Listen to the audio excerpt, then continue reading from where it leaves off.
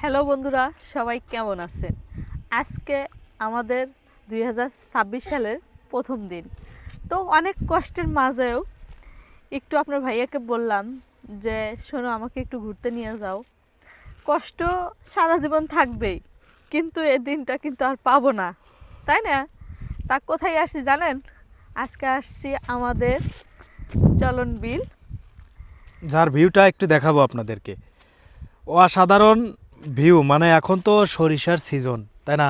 হ্যাঁ, দেখেন, শুধু সরিষা আর সরিষা, যেদিকে চোখ যায় সেদিকে শুধু সরিষা, মানে চতুর্দিকে। পার্থক্য কি জানেন? পার্থক্য হচ্ছে একটাই, গত বছর অর্থাৎ 2025 সালের প্রথম দিন আমরা এই জায়গায় আসছিলাম।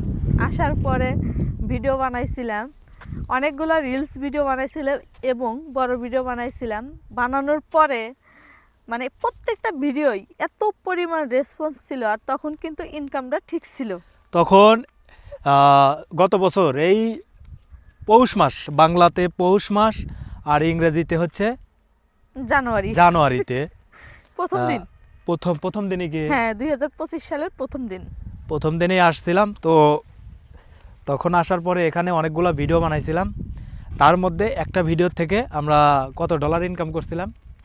হয়তো প্রায় $400 প্লাস। একটা ভিডিও থেকে $400 ইনকাম করছিলাম, আলহামদুলিল্লাহ। তো 25 সালে খুব ভালো ছিল। 26 সালের আজকে প্রথম দিন, আজকেও চলে আসছি আমরা সেই চলন বিল।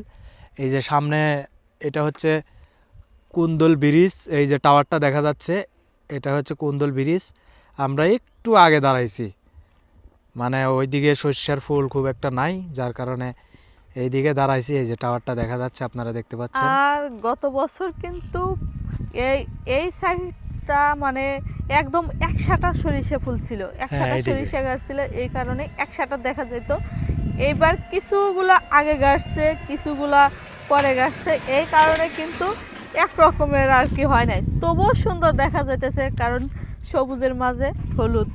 মানে এক কথায় পিছনের সাইডটা দেখেন, হলুদের সমারোহ, এত সুন্দর লাগতেছে আর এত মানে স্মেলটা আসতেছে, শুধু সরিষা ফুলের ঘ্রাণ আসতেছে, খুবই ভালো লাগতেছে।